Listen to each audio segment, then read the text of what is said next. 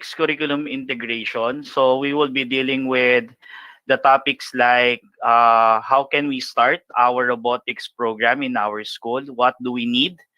Especially what are at stake here for our student? What are the competencies that they will learn if we're going to adopt robotics in our curriculum? What are the skills of our teachers that are needed for us to start with this, no? And of course yung budget, no?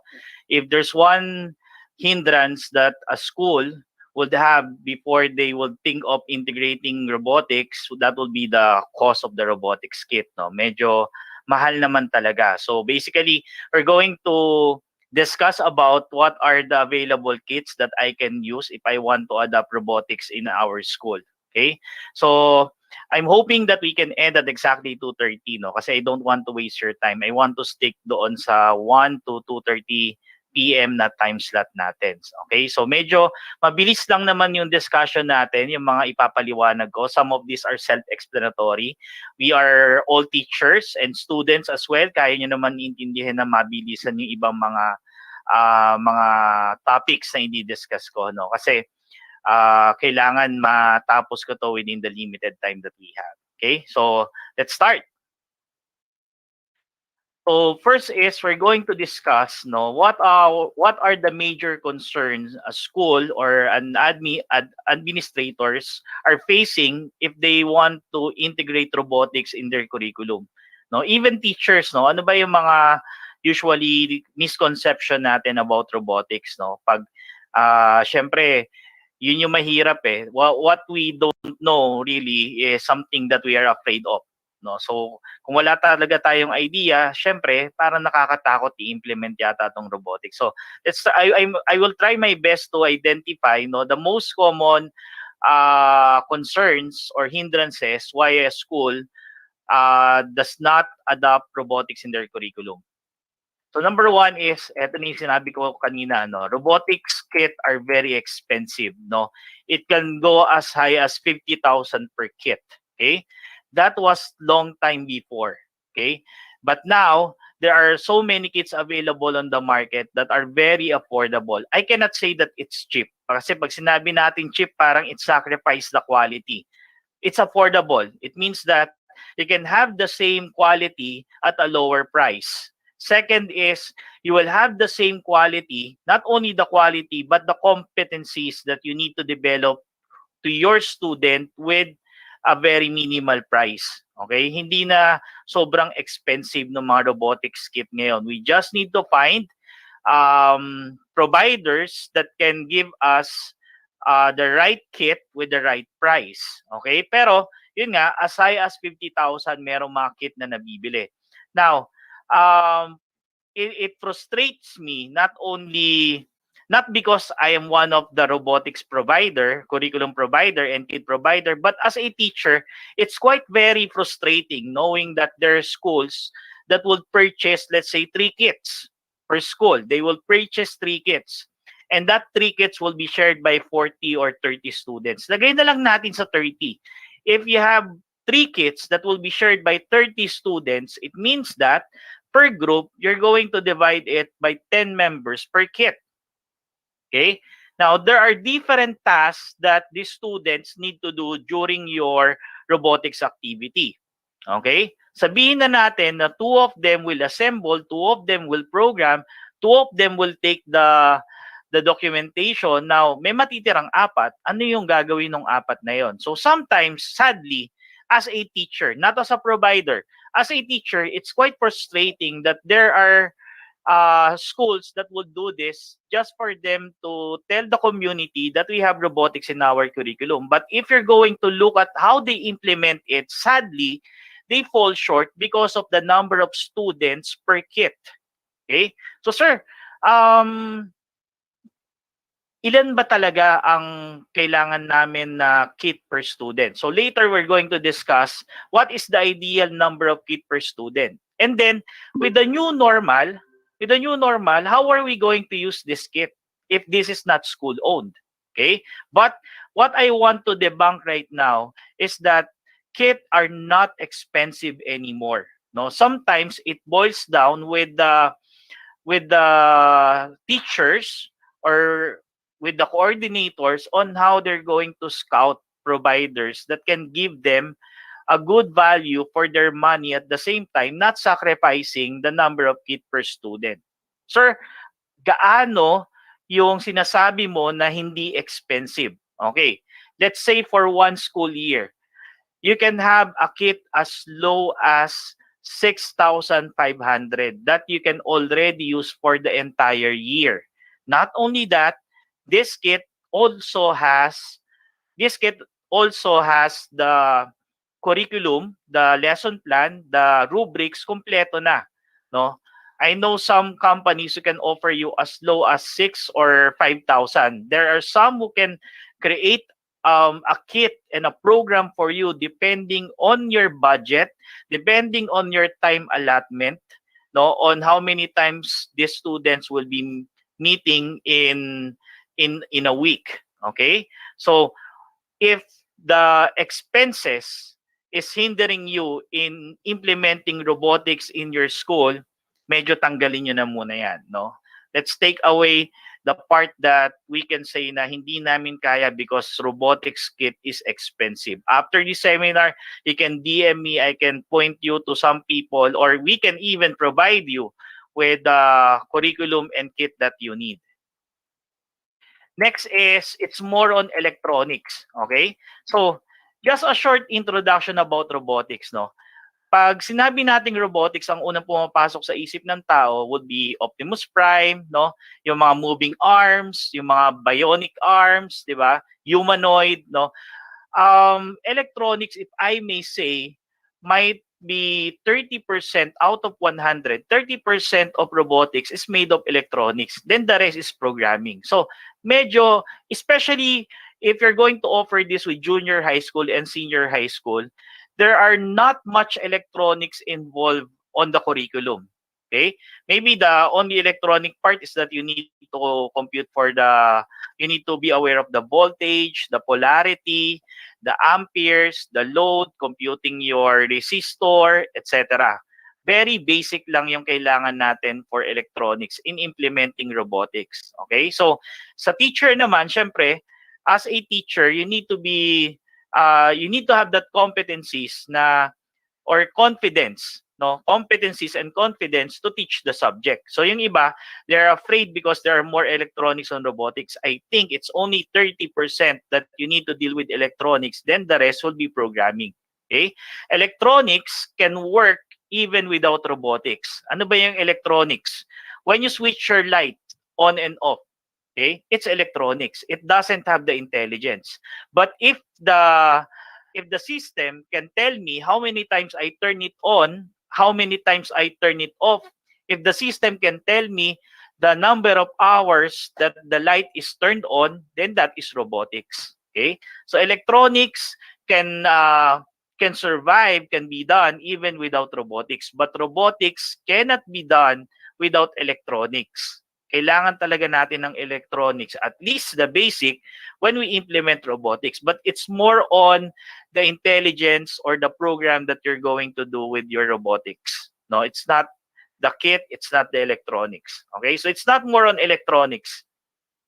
Next is, another concern of teachers or schools are, it's too technical. Now, as a computer teacher for 17 years, if you teach any subject for that matter, whether you teach programming, whether you teach them about web development, whether you teach them about HTML or even DBMS, every computer subject that you're going to teach is technical. Basically, it's technical. Now, what I say to my teacher is that I always challenge them to teach this subject in a very non-technical way.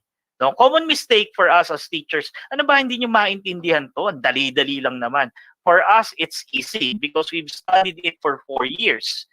These students are studying it for the first time. So basically, they would have that, it's not easy for them to do it.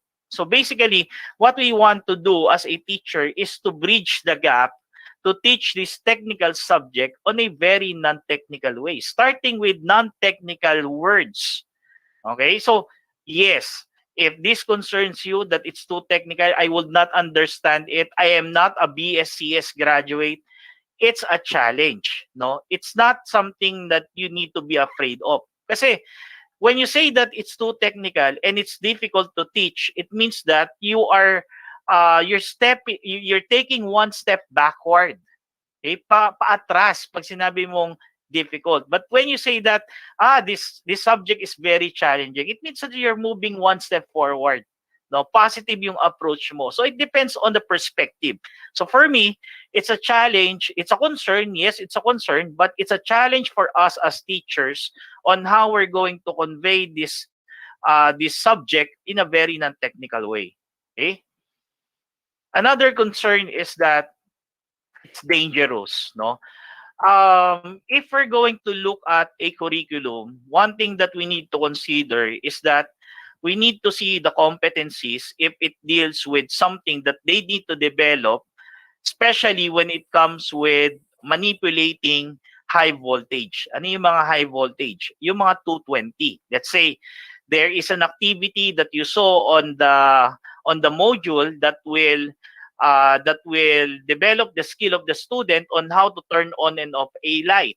Siyempre, yung light na ginagamit natin, if that is 220, it's dangerous, no? So at one point, yes, it's dangerous. You don't teach your students on how to manipulate 220 volts without you present on that particular moment. Else, magkakaproblema tayo. So if there's one thing that you need to scrutinize with the module that you will be using, is there any activity here that will ask my student to deal with 220 volts? Kasi delikado talaga, no? Even if you are having it online and you are giving your instruction without you seeing them doing it, it will be dangerous. But if we will be talking about most of the kit, hindi ko nilalahat, kaya nga kailangan we need to look at the modules one by one. But most of the kit will only deal at most with 12 volts. No? 5 volts to 12 volts. Hindi naman siya ganoon kadelikado. Hindi rin siya yung, sir, paano yung pag nagkamali sila ng polarity? There are times that you need, polarity is a concern kasi hindi siya gagana or masusunog siya. Hindi naman po sasabog yung mga kits natin, no? But basically, what will happen is it will get burned. So the next time that you will be using it, it will not work anymore. And kapag nasunog yan, maaamoy nyo naman maamoy naman ng estudyante na parang amoy sunog na yata yung circuit ko. So all you need to do is to relax, pay attention on what you're doing, pull the plug out, and then remove whatever you have on your circuit, no? Yun lang. At most is mangangamoy sunog. Pero wala pa ako na experience na sumabog or nagliyab. Okay? But then again, we have different kits, we have different curriculums available. What your responsibility will be is to look at it one by one and check if there are anything that concerns about 220 volts. Then you need to look on how the activity should be done, how the activity will be done, and when it will be done. No, dapat nandun talaga kayo. Okay? So concerns that we have would be the kit, the cost of the kit, whether it is dangerous, and the technicalities of the subject. Next is, okay, eto. As I have mentioned at the start, one thing that frustrates me is the cost of the kit and how the kit is being used in relevance with the distribution between the kit and the number of students. No, another one that frustrates me is that schools look into the wow than the why. Anong ibig kong sabihin? Of course, companies like us will be demonstrating to you on what we offer, what are the content of our kits. No, dalawa yung nakikita ko parate. One is, you look at a wheel mobile robot that follows a line. You look at a wheel mobile robot that can be used to wrestle another robot, no? And then teachers or admin will say, "Wow, ang ganda. Well, we're going to get this," no? But we don't look at into the curriculum thoroughly rather than what they are presenting on what are the key competencies this curriculum offers. Meron na ba tong vertical articulation of the curriculum? Did they already identify the power competencies from grade 7 to grade 12 and so on? So the school tends to buy the kit not because of the why, not because that this will make our student think about the why, but it's about the wow. Ano pa? Uh, there are companies that will offer you not the importance of the curriculum, not the competencies, but the competitions. You subscribe with us, you deal with us, let's sign the contract, and I will send your team to international competition. We will be sending you to China. We will be sending you to Malaysia. Wala naman masama doon, no? But for me, more than what they can offer to the student, to the few student that will be competing to other schools or internationally or locally, it's about what we can offer for the entire student body. 'Di ba? Kasi syempre we want to win. We want to take pride that this is our output. Okay? We want from this competition. We want from this competition, but seldom that I see that we display what our students develop out of the curriculum. No, I'm not into I have nothing against with competitions, line following, sumubot, no. But seldom that I see competitions that would ask the student to develop innovations. Yun yung hinahanap ko, no. Meron pa nga, unfortunately, robotics right now is being commercialized that you cannot join their competition if you will not be using their kit. Kit is only a tool. Diba? Sabi ko nga, magpapagawa ka ng bahay. Okay? Meron kang dalawang karpintero. Yung isa 1 year na nagkakarpintero, yung isa 10 years na nagkakarpintero. Let's say parehas na carpenter, no? Sino yung pipiliin mo? I will choose the one who already have 10 years in his belt, no? Because it's a skill eh. No, even robotics is a skill. Kailangan dire-diretso yung pag-develop mo ng kanyang kakayahan for him to become an expert. Cannot be developed overnight. Okay? So, yung isa, sabihin na natin na kumpleto yung tools nilang parehas, no? Yung robotics is only a tool. It depends on the skill of the user on how they can come up with innovations. Kahit na sabihin natin na basic lang yung kit na meron kayo, but as long as you have developed the analytical thinking from your students, no, makakaisip sila na something creative out of it. Okay, so I don't know kung meron na akong tinatamaan or wala, but please, if you are planning to integrate robotics in your curriculum, scrutinize the competencies, not the robotics kit. Okay? It's not about the robotics kit. It's about the competencies. Isa-isahin nyo. Module 1, okay. Module number 2, module number 3. It's not about the kits. Okay? So basically, our concern about the robotics kit are as follows. No? One is the price, expensive, affordable, or cheap. No? Second is, let's say, is it too technical to teach? What are my skills for me to make this subject interesting in a very non-technical way? The third one is it dangerous? I need to look into the curriculum. Ano ba yung mga activities that I think na hindi kayang gawin ng mga estudyante ko, especially now in the new normal? And then, before anything else, I need to scrutinize the curriculum itself. Not the kit, but the curriculum. I need to see the competencies that are being stated and being developed from 1 year level to another year level. Okay? Now, if there are any other concerns that I have not mentioned in my presentation, please take note of it. Now, before the end of the talk, we're going to entertain questions and we'll try to answer. I'll try to answer it as good as I can. Okay? Now, let's say that Okay, Sir Buendia. Alam ko na kung ano yung mga kinatatakutan ko. Alam ko na yung mga dapat kong i-consider in implementing robotics. Now, what it is with my students if I'm going to integrate robotics in my curriculum? What if mag-programming na lang ako? What if mag-web design na lang ako?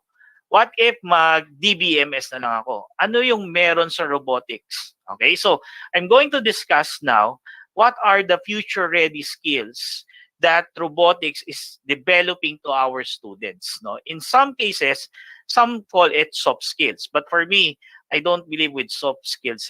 Parang lahat yan integrated naman yan. Okay, so one is if you have robotics in your curriculum, it will improve the way that your students communicate with another student, especially if we are doing it per group. Sir, what if 1:1 yung ratio namin? Will they still communicate with other groups? Basically, inside your laboratory, baka hindi. Kasi if you have rules that no talking, kailangan yung gumawa, but definitely after class, they would ask other students, their classmates, on how they did with the other activities that they have. So basically, if you have robotics, communication is very important. Okay? Um, One is you can develop on how they speak the language, because robotics is not only assembling, it's not only programming, but at the end you would ask them to report. You ask them on how they manage to do the activity, how they designated the task. So basically, they will come in front and speak the language. Now, it depends on your classroom management if you will allow them to report in English, Taglish, or in Tagalog. No, it's up to you. But basically, they will be developing how to speak the language as you give them the opportunity to report what they have finished on the activity. Second is, in terms of communication, they will become sensitized receiver. Okay, ano yung ibig sabihin natin na sensitized receiver? Hindi yung, sir, pakiulit. Sir, ano ulit? No? When they do robotics, they are racing against time. We always race against time naman talaga, no? In reality, but they will always race against time. So asking nonsense question will just basically use their time inefficiently. So basically, they will learn na ay isang instruction pa lang ni teacher, alam ko na kagad. Okay? O kaya if you have it's about your classroom management. I will not repeat my instruction again. So doon pa lang alam na nila. Why don't you want to repeat your instruction again? Nagmamadali ka ba? Hindi. I want to train them as sensitized receiver. Gusto ko lahat ng attention when I speak is nasa akin. Okay? Kasi when you do an activity, no, activity not a lecture. When you do an activity, you will just make use 5 minutes of their time. After that, the remaining time will be their own for them to program, for them to assemble the circuit and all. Kaya kailangan, alam nila na dapat isang sabi pa lang ni teacher, alam ko na. So communication is one of the skills that is probably not directly stated on the competencies, but this would be one of the skills that your students for sure to be developed in robotics or in your class. Second is collaboration. Okay? So, dalawa yung pwedeng maging collaboration natin. Kasi you can have an activity as a group, or like now with the new normal, if they have their own kit already, how they can collaborate. They can ask questions for sure sa mga lumang-luma na. Sa messenger nila, no, nagta-type sila ng question. No, unknowingly, kahit hindi natin sinasabi that don't talk to any of your classmates, for sure they will ask. No? And when they exchange information, basically it's collaboration. No? They learn from one another. Okay? So, if you are implementing your robotics curriculum in a group, of course, they need to talk. Hindi pwede na ako yung programmer, ako lang yung nakakaalam ng program. Because during reporting, I would ask question, regardless of your role, I will be asking question, and if I call you, you should know it. Hindi po ako pwede, sir, hindi po ako nag-program siya. Siya yung sasagot. No. Everybody should know the answer to my question. Because as a programmer, you need to explain to your group members on how the program was created. As an assembler, you need to explain to your uh, group members on how the circuit was assembled. So dito, nagkakaroon sila ng tanungan. Okay? And at the same time, of course, walang monopoly ng knowledge doon sa grupo. Even if I am the programmer, if there is a problem that I cannot translate into code, I could ask any member of the group. So basically, robotics, when being implemented, this will develop teamwork. Okay? Another one is being self-dependent. Ano naman yung pagiging self-dependent? Sometimes, I'm being asked on this particular topic, sir, hindi ba contradicting yung dalawa? Work together and then self-dependent. Now, remember, if you are asking them to work on a project as a group, self-dependent can also be practiced when you are doing your particular task. If I am the programmer, I would not ask questions right away. I will try to be self-sufficient on how can I create the program on my own. Siyempre, kapag tanong ako ng tanong sa assembler, maiistorbo ko siya. Or likewise, if the assembler would continue asking questions on the programmer, mawawala yung focus niya. So, when you are implementing robotics in your class, collaboration plays a very important role on how they would communicate and how they would finish the activity. So, duktong-duktong yan, no? Let's work together. At the same time, I can be self-dependent, but at the same time, I need to communicate with other group members. Okay? Next is critical thinking. Ito yung sinasabi ko kanina sa umpisa na in robotics, we need to develop the why rather than the wow. Okay? So when we talk about critical thinking, it means that they will learn how to ask questions. Ito sa sarili kong classroom management to. I'm not saying you implement it. I'm not saying that this is right. But on my own classroom management, my role is if you ask question, make sure that you have think of it 5 times before you ask it. No, if your question is valid, it is not on the lecture that I did, I'll give you plus points. But if not, there are deductions that will be made on your grade. Am I not developing an ambience of asking question inside my class? For me, no. No? Ang gusto ko lang is before they ask the question, they have asked themselves thoroughly 3 times or 5 times before they ask me that question. Hindi, ayoko silang maging dependent on me that in any time na may error, sir, bakit may error? Sir, bakit ganito? I want them to learn. Bakit nga ba? Because it is your task as a programmer to identify what are the incorrect syntax that you have in your program. What are the logical errors? What are the syntax errors, no, in my program? Sila yung, pero if you develop it to them, it means that they are thinking critically. Hindi sila basta-basta. Iba kasi yung sir question, sir question, sir question. It's not thinking critically. It's being dependent. Okay? So in robotics, kapag hindi gumana yung program, may problema doon sa circuit. Kapag hindi gumana yung circuit, maaaring may problema doon sa program. Kapag hindi gumana yung circuit at saka yung program, baka may problema doon sa sensors. So, from the first minute that they sit down, it's already critical thinking. They cannot assemble everything. They cannot assemble anything. They cannot encode anything if they will not be thinking. Okay? So, learn how to ask questions and then think out of the box. Okay? We don't need to answer their questions always, no, but we can guide them.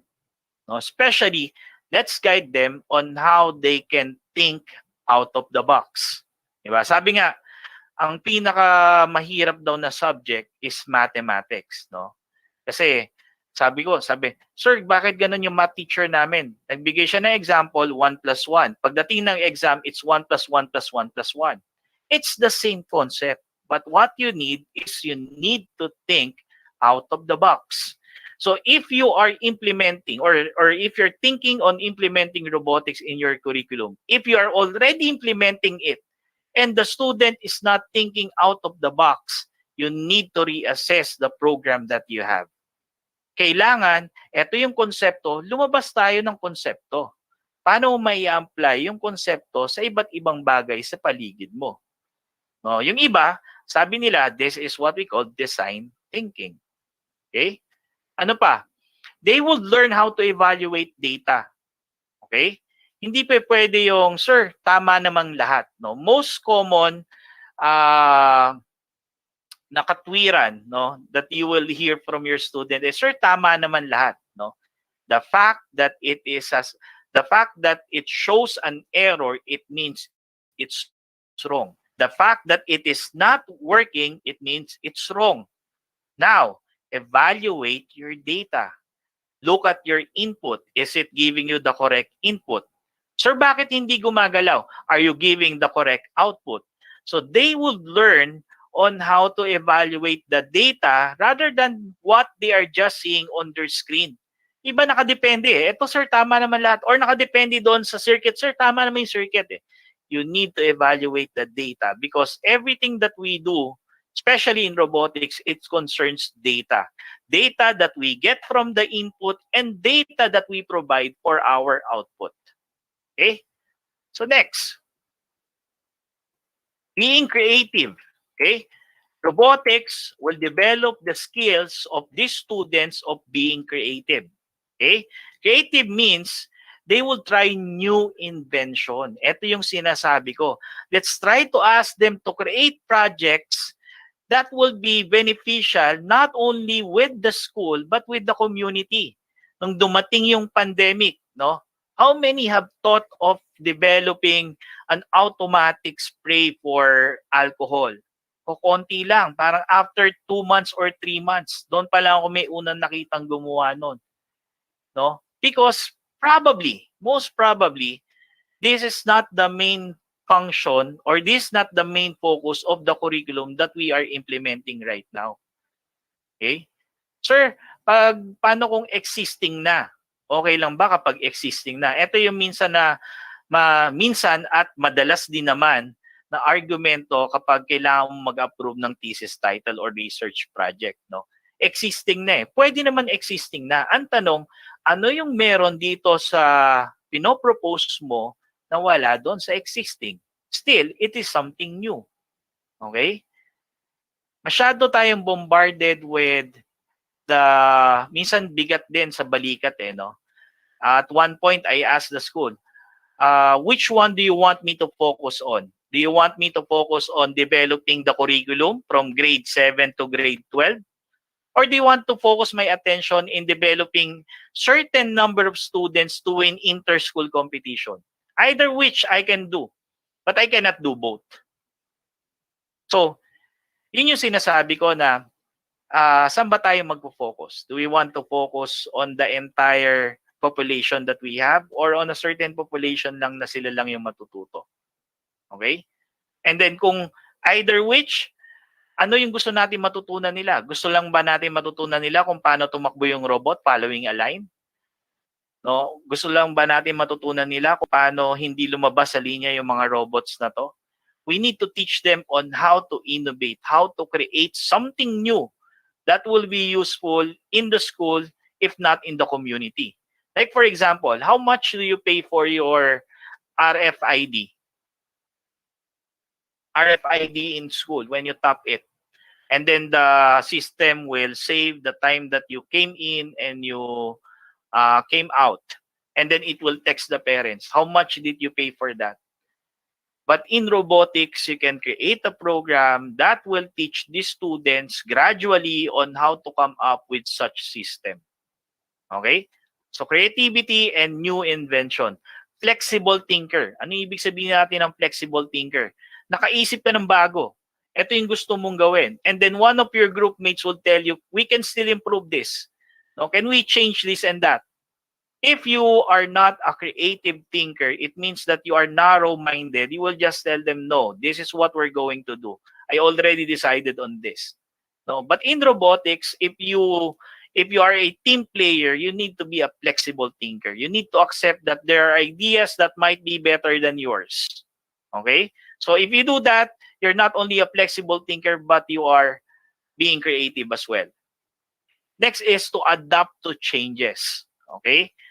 Kaya natin na in some point, no, there are, based on experience, there are some prototypes that is already 70% done. Then suddenly something will come in na, uy, teka lang, parang much better yung ganito ah. Okay?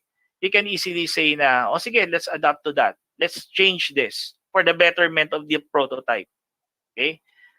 If you're doing, for example, web page development and you are, if you want to design a web page, tapos mag-isa ka lang, ikaw lang yung nasusunod. In robotics, since you are, let's say, 3 in a group, no, there are different opinions. And once an opinion came out and it's better than yours, you need to adapt to changes. No? Like now, nagbabago na yung takbo ng curriculum natin, no? With the different schools inviting me to be a panel to their thesis, no? The trend that I saw was from software, a little bit of hardware, now we're getting into robotics. Okay, sadly, there are some schools that would be expecting that they would have a hardware interface, but if you look at their curriculum, they don't have anything that they offer in relevance to that, which is robotics. So it's about time, even for a school, even for a teacher, to learn on how to adapt to changes. Okay? So we have learned already, just to recap, we learned already the challenges that we need to face if we are implementing robotics, the hindrances. We have identified what are the skills that our students might develop if we're going to adopt certain curriculum. They will be creative. They will learn how to communicate. They will learn how to collaborate and so on. Now, let's discuss, okay na, sige sir, implement na tayo. Ano yung mga kailangan natin? No? What do we need for us to implement robotics in our curriculum? Nandoon na yung eagerness eh. Nandoon na yung drive. No? Kaya namin to. Ito yung gusto ko ba? Nakangiti na. Pero teka muna. Tingnan muna natin ano yung mga kailangan natin before we can actually integrate robotics in your curriculum, especially if you're planning to create your own curriculum. No? If there's one thing that I want you to pursue, that is for you to implement your own curriculum. If you cannot afford it, walang problema. All you need to do is to sit on your computer, do some research. Okay? Mas mainam yon para sa akin, mas mainam yon kaysa bibili kayo ng curriculum. Okay? But if you don't have the time, if you don't have the luxury of time, of course, that's the easiest way to do it. No? You ask for a company to provide you with the curriculum and the kits. Okay? May mga kailangan ko. Number 1 is time. Okay? How can you implement robotics if you have no particular time that you can use, no, from Monday to Friday for your robotics class? Okay? Now, if you have a level 3 accreditation, you have some leniency on the subject that you're offering, especially in computer, because we don't have a curriculum guide for robotics in computer. So basically, in some cases, like in our school before, we replace our computer subject with robotics. Kasi when you are level 3, it means that you are above the standard of DepEd already. So you have some leniency on the subject that you offer. So we replace our computer subject, our what do you call that, empowerment tech, with robotics. Okay? Now, sir, wala talaga kami mapaglalagyan eh. What if, like for example, public school, yung robotics nila are, what they do is they integrate it with different subject. Now, the ideal setup is for us to have that horizontal articulation of the curriculum on where our subject will be integrated with other subjects. Maganda yon. Pero I have not yet seen any curriculum like that. Parating separate subject siya. Okay? Now, let's say, sir, wala kaming oras talaga. But you want them to learn. You want them to learn robotics. You need to sacrifice. Like for example, you can have a special class. Ako, I started my robotics class with certain number of students that I meet every after class just for 1 hour MWF. MWF, 1 hour. What I did was, kung ano yung natututunan ko, syempre sabog pa yung nasa isip ko, no? Kung ano lang yung matutunan ko, that is what I'm going to teach them. And then eventually, day after day, months after months, year after year, from what we are doing inside that group, that is where I created the curriculum that I have been implementing in the school from grade 7 to grade 12. Okay? And then, since we are level 3 accredited, we have replaced our computer subject, the Microsoft Word, PowerPoint, Excel, HTML, CSS. We replace that with robotics. Okay? So, you need to find time. You need to find time on when you're going to teach them the subject. That's very important. How many times do you meet them? 1 hour? 3 hours a week? No? So, different curriculums in robotics requires different time. Hindi porket doon sa isang school, eto yung gamit nila, yun din ang gagamitin nyo. It depends on the number of meetings that you have in a week. Okay? Next is Robotics Kit.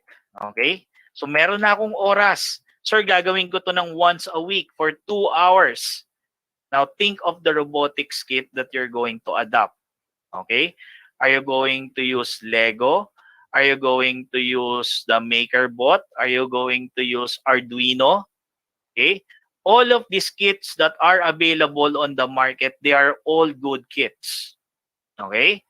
Now, the only difference with one kit to another is the price. But more than that, you need to look into the curriculum.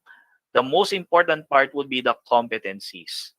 So for me, if you're thinking of the robotics kit, try to find the most affordable one. Okay?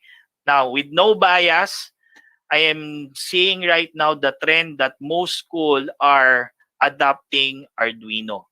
Most school. Okay? Even though yung mga mahal na robotics kit na official distributor, nag-Arduino na rin sila. Kasi nga, ang problema natin with the new normal, sir, let's talk about the new normal. Paano ngayon? Hindi na school-owned yung kit.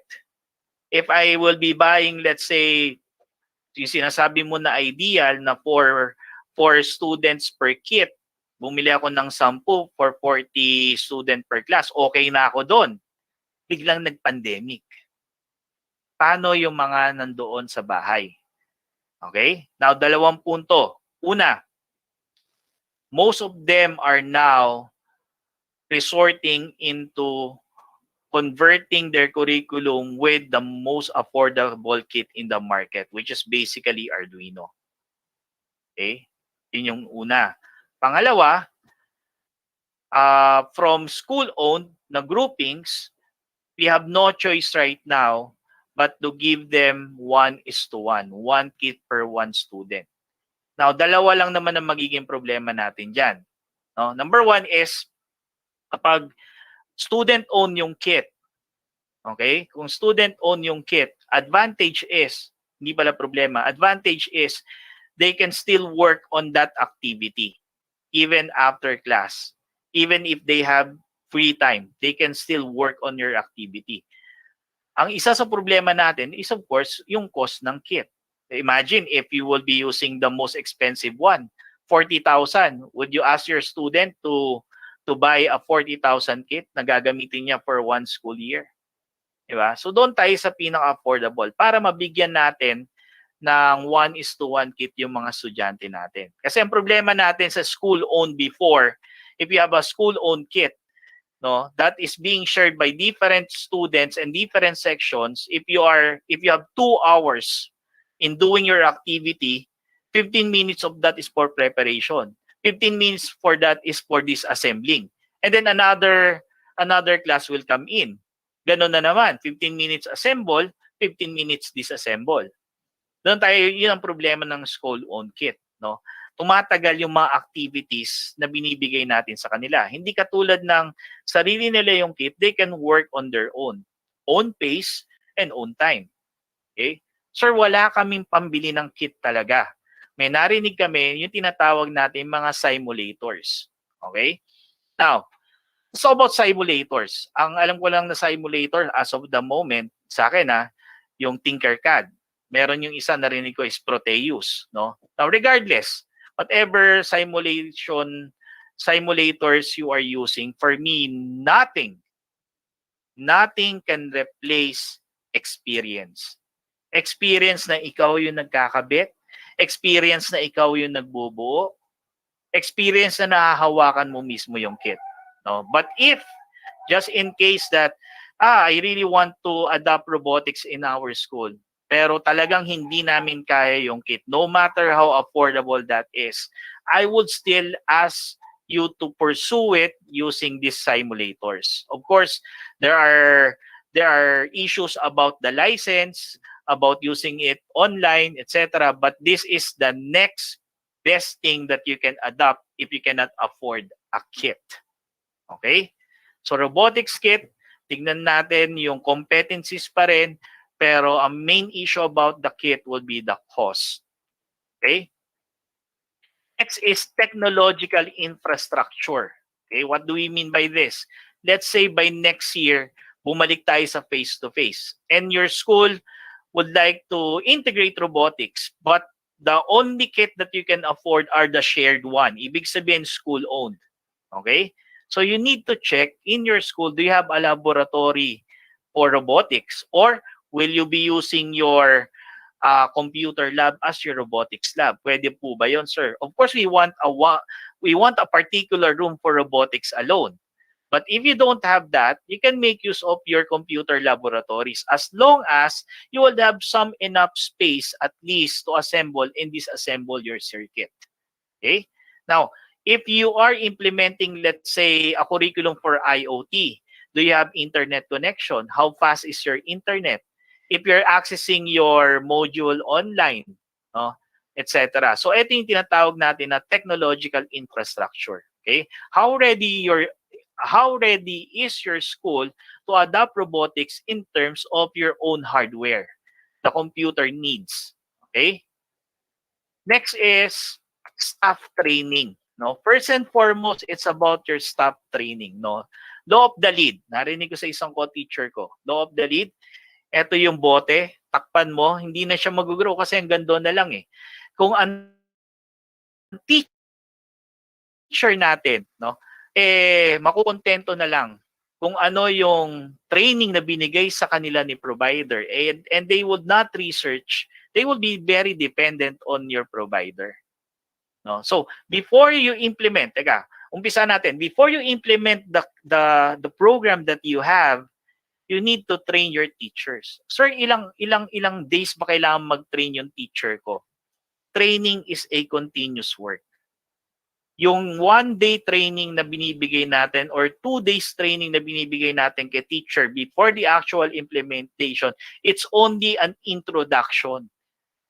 2 days or a day of training would not be enough for us to share everything, no, for your teacher to understand on the implementation. Continuous yan. Kada module, oy sir, meron ako hindi naintindihan. Because on staff training, we don't only train them on how to use the kit, but we also train them on how to teach it. We share with them the best teaching practices that we are doing. So napaka-importante ng staff training natin. Now, na-train na yung teacher natin. Binigyan natin ng 2 days or 3 days training yan on how to implement the curriculum for an entire year. Teachers should also train themselves. No, mamaya sasabihin ko kung ano yung mga training na pwede nilang puntahan or ano yung pwede nilang gawin. No? We need to immerse ourselves as teachers on what is relevant, what is new, and what is the current trend right now in robotics. We don't depend only with what the provider is giving to us. We need to train ourselves. Okay? So stop training. Next is How are you going to manage your resources? Meron na akong robotics kit, may oras na ako, na-train na yung teacher ko, meron na kaming computer laboratory that we will be assigned as a robotics room. How are you going to manage your resources? Okay? This one applies with those kit that are being used by the school or school-owned kit. Okay? Let's say, saan ba nakalagay yung mga robotics kit ko? Meron ba akong mga cabinet? Or isang lalagyan ba yan na lahat nandoon na? Meron ba akong assistant inside the room? Ako, I always suggest if you can have an assistant inside your robotics class, that would be great. Parang sa science, di ba? Merong mga taga-abot ng ganito, meron silang science helper, parang ganon. So, kung kaya ng school, maganda na meron kasama si teacher habang ini-implement yan. Okay? So, meron ba kayong ganon? How do you plan to distribute the kit? Lahatan ba or per activity? How do you check your kit? Do you conduct inventory? How often do you do your inventory? Is it daily? Is it monthly? Is it weekly? No? How do you check your resources? Ba, kulang na ako ng jumper wires. No? So you need to have a checklist on how you're going to manage your resources. How you're going to do your inventory, how are you going to distribute, yung mga lalagyanan, cabinet base ba, and so on. Okay? Marami pang detalye yan no? Just to give you an idea lang. Okay, ito yung sinasabi ko kanina. Staff can or teachers can basically develop their skills more, not only technically on the subject, but on how to do best practices in robotics classes when you join online community. Napakarami, no? Meron dyan yung Arduino Philippines, no? Meron dyan yung mga, kunyari sa 3D printer, Thingiverse, merong mga Creality Group, no? Join online community. Kahit hindi ka mag-comment, tumingin ka lang na my problem with my kit is this. Bakit hindi siya nag-iilaw? Then you'll see there are some answers, no? Pero sabi nga sa MIL, you need to filter, no? Ano yung mga information na tama, ano yung mga information na useful, ano yung information na hindi. Kasi ang kailangan nyo lang bantayan with online community are those information na minsan kasi doon sa mga nagkakapikunan o kaya minsan naglalaitan. No, ito lang yung titignan, ito lang yung nakaka-disappoint minsan sa mga online community. But online community will help you a lot as a teacher on how you can further develop the curriculum that you have, on how you can further develop the skills that you have, no?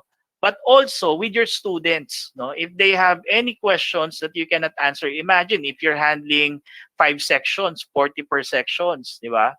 You have 200 students, you cannot answer all of their question all at once. So, kung wala man ako as a teacher and you want to ask questions, you can give them some online community na tingin mo naman medyo okay naman, no? You can suggest to them to join this community para not only for them to learn, but if they have also answers that they can share, mas mabuti yun so that others can learn from them as well.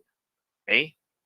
So, we already know, okay, you need to go beyond the curriculum. No? This one, I want to address this particular requirement with the teachers. Okay? Of course, you have a curriculum that you need to finish. You already have the rubrics. You already have your lesson plan. You already have your circuit diagram. Everything is already served with you on a silver plate.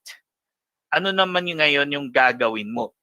Again, try to research. No? Try to update yourself so that when the time comes that you need to screen out their project proposal, whether that is on research or on thesis, you know what you will be approving. Okay? Sadly, there are some schools that they would approve, common ano ni teacher, madali lang yan. Diba? Ako personally, ang rule ko sa sarili ko, if I cannot do it, I will not approve it. So, every time that there is a project proposal in my table, I would make sure that I would spend some time in doing it. If not, I would research on it. I would find one resource to another on how it can be done. Kasi if you are very familiar on how it will be done, that will be your tool to guide your student on how to finish the research. Okay? You go beyond the curriculum. Try to go beyond it so that your students will come will have a very substantial project that they can come up. Okay? Kasi kung nandun lang tayo sa curriculum, sige, pwede na yan. Yun yung nakalagay. Diba? Ito lang naman yung sinasabi, ba't pa ako gagawa? No? Sometimes, syempre, hindi ko rin naman masisi. No? There are so many paperworks that are being assigned to us as a teacher. No? But for me, I would not use it as an excuse for me not going beyond the curriculum. No? Even if you have already paid for that, even if it is already being given to you, no, you have already your lesson plan plotted, no, you need to go beyond the curriculum because there are projects that will require your knowledge that is not inside the curriculum. Okay, so research and join your online community. So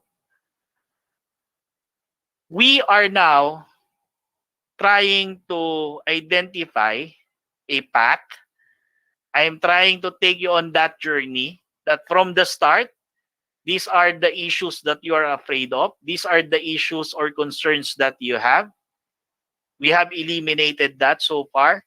These are the competencies you want your students to develop. And upon developing these competencies, before you actually step into the actual implementation, we now identified what are the requirements that I need before I actually implement it. Okay? So lahat meron na ako. Lahat nakalatag na. Ano yung susunod natin gagawin? Okay? Let's talk about robotics grouping task. Okay? Let's say that this is a school-owned kit and they need to work as a group. How are you going to divide your student in a group? Now, for me, if you have a robotic kit and you need to share it with a number of members, the best number is 1:1. That's the ideal. Siyempre, yung susunod is 2:1. Ang susunod is 3:1. Ako hanggang 4:1 lang ako. Okay? 4:1. That's the maximum.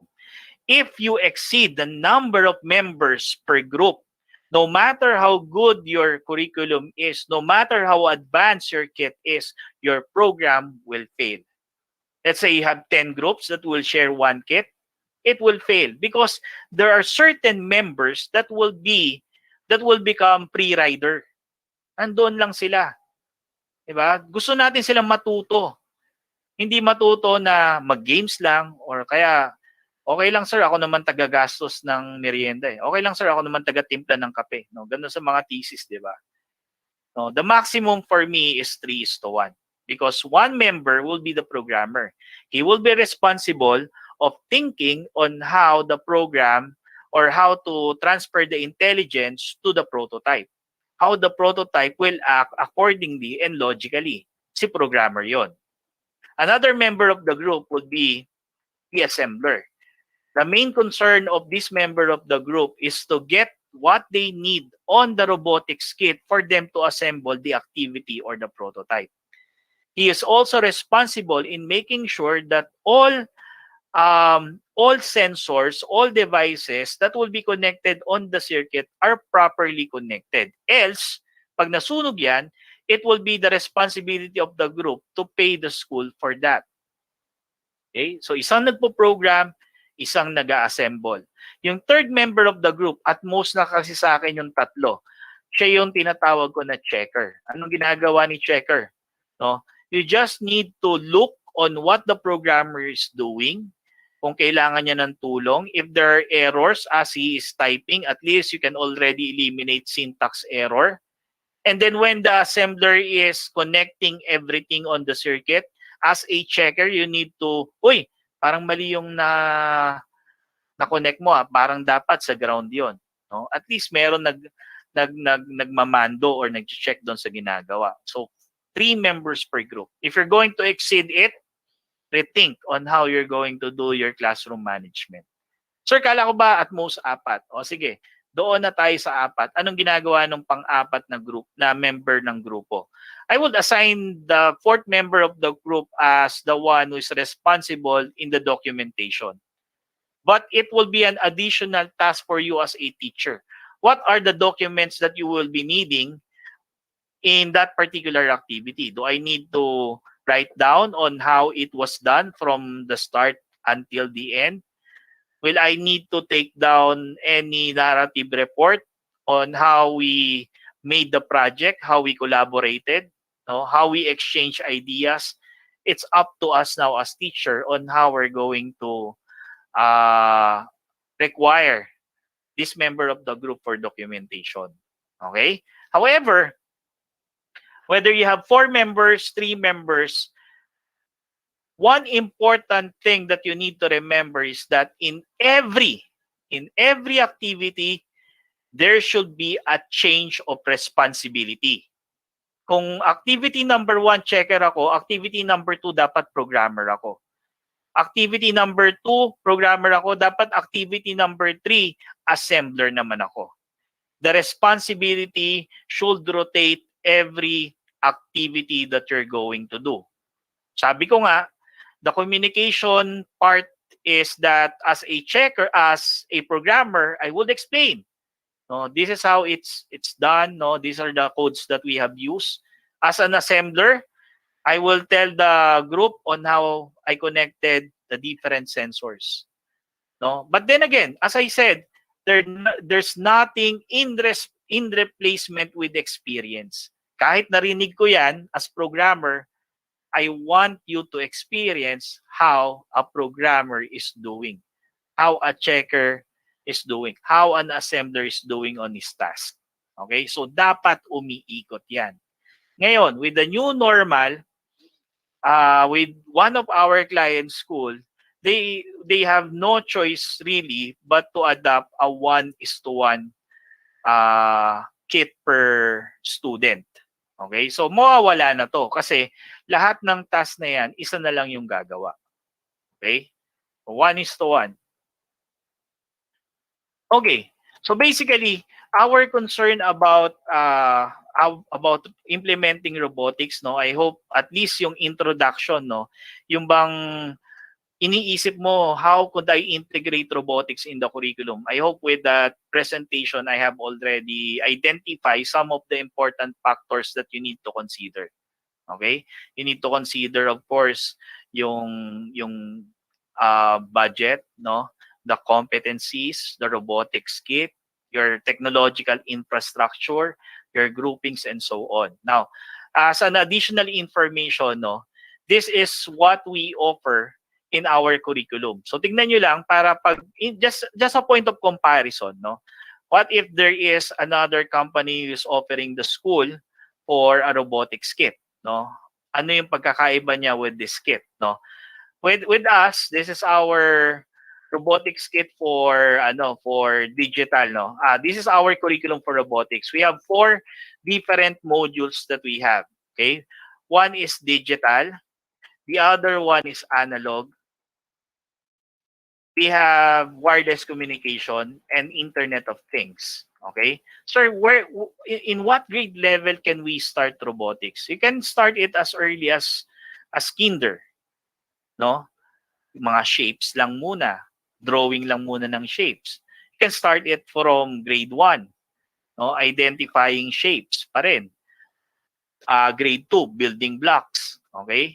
Ako, I would have it for grade 5 and 6. No? I would have grade 5 and 6 for introduction to programming. Pero, block programming ang i-introduce ko sa kanila. Grade 5 and 6. No? Block programming. Pagdating ng grade 7, I would introduce now digital signal. Okay? When we say digital, we're dealing with 1 and 0. So madali lang yung pag-intindi doon sa konsepto kasi 1 and 0. Pagdating ng grade 7, I would do analog signal. No, it means that the signal that we are dealing with is not only 1 and 0. Mostly 0 to 1023 and 0 to 255. Okay? And then grade 8, I would adopt wireless communication. Okay? We will be dealing with Bluetooth, we'll dealing with IR, we will be dealing with RFID. And then for grade 10, I would be offering Internet of Things. Okay, ano meron doon sa Internet of Things? Gamit na tayo ng mga microcontroller that would enable us to connect on the internet, no? For us to read and send signal and data through the internet. Okay, so these are the 4 modules that we have. At first, let me just share it. At first, when I developed this, I was thinking, no, even with my experience as a robotics specialist, as a robotics teacher, I was thinking on how can I affirm that I have created the correct curriculum. Okay? Tama ba yung pagkaka-divide ko? Kasi dati, kung ano lang yung maisipan ko, labo-labo eh. This week, magturo ako ng digital. The following, magturo ako ng analog. Tapos magturo ulit ako ng digital. So, with my years of experience, I saw on how this topic should be divided. Okay? Now, sabi ko, tama kaya itong ginawa ko. Fortunately, I was able to have my hands with the robotics kit being offered by Arduino. Si Arduino mismo, no? They call it yung memory gap. I forgot the name of the kit, no? But they have created CTC, sir. Yes, CTC 101. CTC 101. No, that's the kit that Arduino created intentionally only for the education sector, para sa atin lang. I was able to have the kit and test it. Maganda naman yung kit niya, pero medyo costly ng konti, pero maganda. When I look at the curriculum, I was surprised and I was affirmed that I have created this curriculum correctly because I have not seen it, honestly, I have not seen it before. But when I saw it, the curriculum was divided into introduction to programming, and then they have digital signals, they have analog signal, wireless, and then the last one would be IoT. So if you're trying to create your own curriculum, I would suggest, I'm not telling you to follow my sequence, but I would suggest subukan yung ganito ang gawin nyo, no? Research kayo about digital signals, research kayo about analog devices, wireless, and so on. And then try it. You will see na, I think this is the best way on how you chronologically should arrange it. Now, one important factor in creating your curriculum, don't focus on the kit. Kanina ko pa sinasabi, don't focus on the kit. Since our main concern is passing the intelligence on the prototype, making our robot intelligent, how are you going to do that? You're going to do that if you're going to build a good foundation in programming. Okay? Yung usual programming structure that we have, sequence control, conditional control, and looping control structure. What I did is I created a curriculum that is spiral in nature. I will discuss everything, all of this programming structure on grade 7. On grade 8, on analog, I will still discuss the same programming structure and so on, but on different level of difficulties. Focus on the programming, not the kit. Because regardless of what kit you will be using, if you don't have the intelligence on how to program it, on how to create the logic for it, it is useless. It's useless. So all the kits that you're going to use are dependent on the programming capabilities of your student and you as a teacher. It's about the programming. Okay? So this is what we have on our robotics kit. No, we have improved it time after time. Now we have 3D printed parts. Okay? So this is our kit for digital. Dati talagang bare lang siya kung ano yung mabibili nyo. Now, we created different enclosures para mas madali siyang gamitin. Okay, so those are the kit that we have for digital. This is what we have for the for the module, no? So the conceptual framework are the topics that you're going to discuss, and the learning competencies are based on the Bloom's taxonomy, of course, so that you can measure it, no? And then we have the time partition. Now, the time partition will differ depending on the number of hours that you spend with them per week. So kung eto, 11 hours to, this is because this was created based if the school is meeting only once a week. Okay, so if once a week lang and 1 hour a week, this activity or this module can be finished within 11 hours. However, this number of hours that is allotted is also dependent on your students. So school, section per section, school per school, they have different kinds of student. No? Yung mga magagaling, syempre, mas mabilis nilang makukuha. And then, I don't discuss anymore, let's say, for example, gas sensor, all the nitty-gritty of the gas sensor. I just want to discuss what is the important or what is the importance of this sensor to you. Very short explanation and then actual na tayo kagad. Then you have sample activity. So this is divided into 3 activities. You have your sample activity, formative activity, and you have your summative activity. This is the schematic structure on how the sensors will be connected to the microcontroller.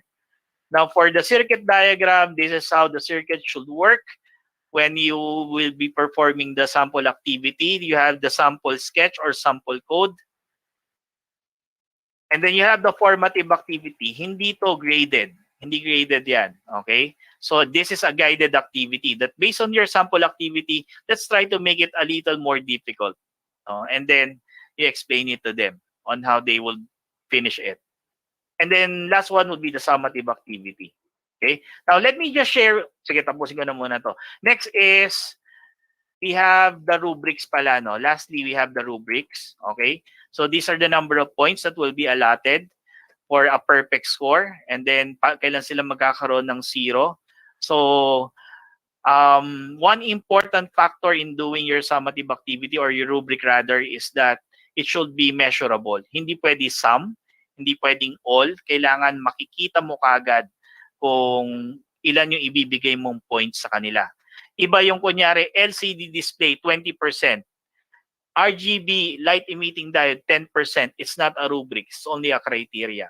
Okay? Now, let me just share to you, if there's one study that I would conduct, ito yung gusto ko sanang gawin. No?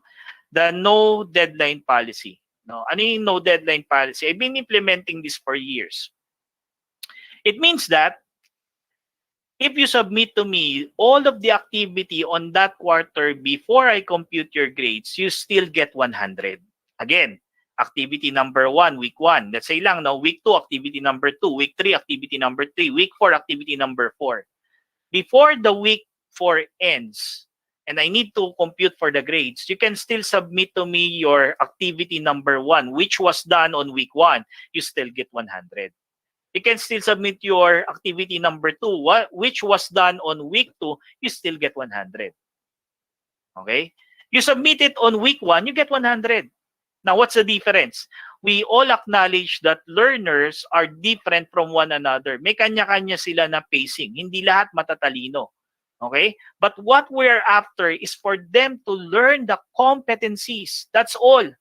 We're not after if they learn it on the first day, they learn it on the last day. As long as they learn it, why are we going to deprive them with a perfect score?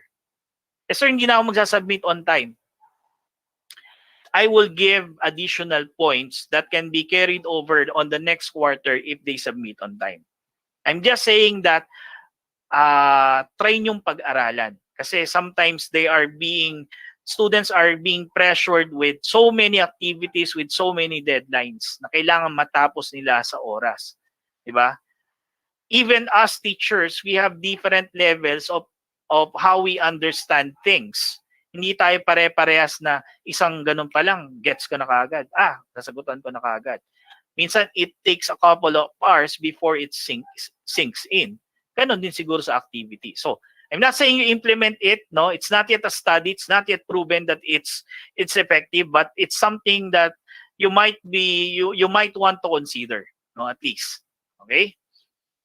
Let's now go to question and answer. No, I would allot maybe 10 minutes or 5 minutes. No, you can type your uh, questions on the chat. Yan, kung ano. You can also raise your hand po.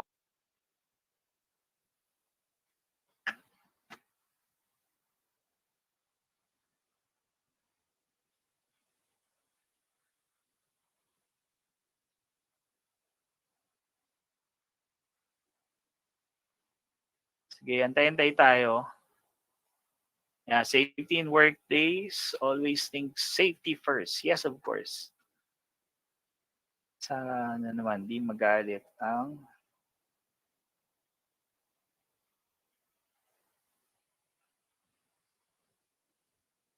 Come on, you can drop your questions here.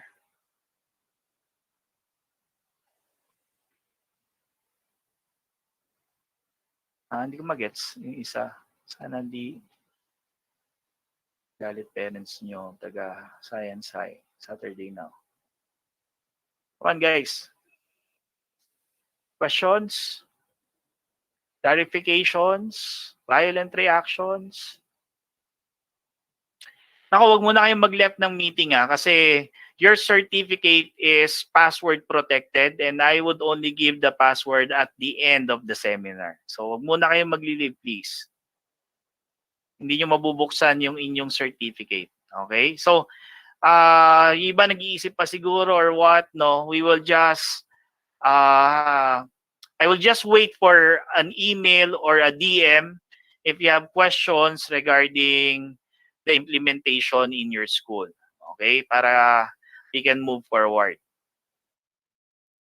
Okay? So, eto na. Yung certificate code. Bibigay ko yung certificate code. Please print screen the certificate code kasi hindi nyo mabubuksan. No? At least, this seminar is for free but it's not technically na para to take out lang. No? Gusto ko makita na tinapos yung seminar at least. So, eto yung certificate code. Take note of your certificate code. You cannot open your certificate without this. Okay? Print screen it now. Okay. I would like to invite you guys, no, especially those who are thinking on how can we implement robotics without a kit. No, I will be doing a workshop about Tinkercad, the basic of Tinkercad, from 1 p.m. to 4 p.m. next week. That is June 5. No, we will be discussing about Tinkercad, digital and analog devices, block and text programming, and your programming structure. No, this is with a very minimal fee. No, 150 only. I'm going to post this soon. Tomorrow, I'll be posting this tomorrow. We will be limiting it with 100 participants. Okay? Kasi medyo, or we will be dividing it, not 100, sorry. We will be limiting the number of participants. No? Kailangan pa namin pag-usapan. It will not be 100, but limited number of participants lang tayo. Para yung question and answer at saka yung pag kayo na yung magta-try magagawa natin. So take this opportunity, especially teachers or administrators, if you don't have any plan yet of buying a kit and you want to use something that will, the next best thing before a kit would be a simulator, no? And Tinkercad is one of the most widely used simulators that we have for Arduino. No, that will be on June 5. Okay? So let me end the seminar with this. The capacity to learn is a gift, no? Nung tayo ay pinanganak, iba-iba tayo ng capacity kung kailan tayo matututo. Yun nga yung sinasabi ko kanina, iba-iba yung pacing natin. No, if I can understand the lecture right away, then it's a gift. But it doesn't mean if I cannot understand it right away, it's not a gift. It's still a gift. No, iba-iba lang yung capacity natin.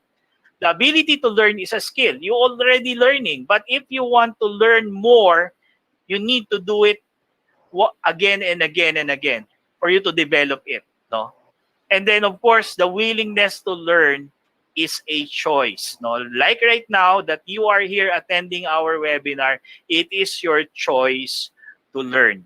Okay, so thank you so much, guys, for listening and attending our webinar. We hope that we could see you on other seminars and webinars that we will be conducting. No, marami to, programming, web page design. It will be a series of webinar. No, if you want to contact us for any additional information, my information is already displayed on your screen. Again, thank you so much. God bless us all and stay safe. By the way, everyone, before you leave po, I posted dun sa chat yung para sa attendance kasi there are some na yung gamit is personal account or ibang email account po upon joining the meet. So, para sa certificate, just fill out po ng inyong fill lang ng complete name. And doon na rin po namin i-share yung inyong certificate. Thank you so much, everyone. Thank you, sir. Especially sa mga students po ni Sir hold on. May middle initial. So much po for that. Thank you po. Ano gani? Thank you, guys. Thank you, Sir Arvin. Thank you. Thank you. Thank you, Sir Arvin. Thank you po. Thank you. Salamat. Salamat. DM me if you have questions. DM me. Thank you, Sir Arvin. Yes. Libre pong magtanong. God Uy, bless. umay mo pa nga yan. Ayawan na ipag-live.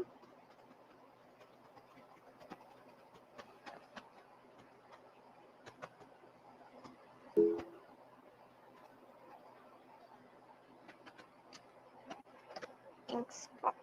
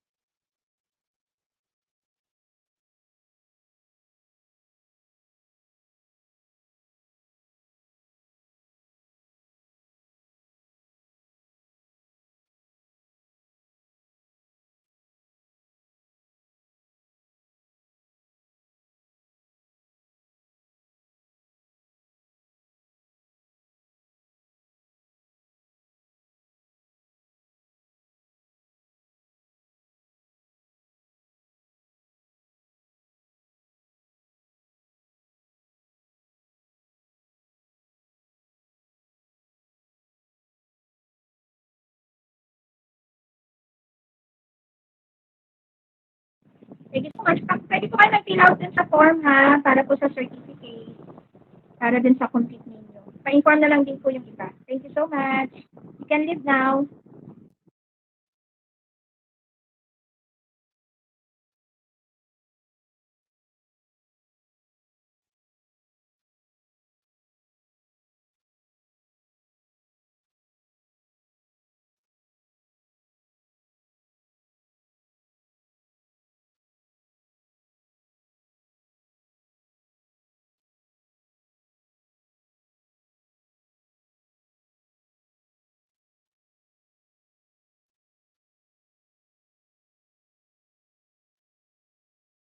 Sisend po namin sa email yung mga certificate. Then, pakikinote po yung code. Yun po yung gagamitan para po ma-open yung certificate. Thank you po.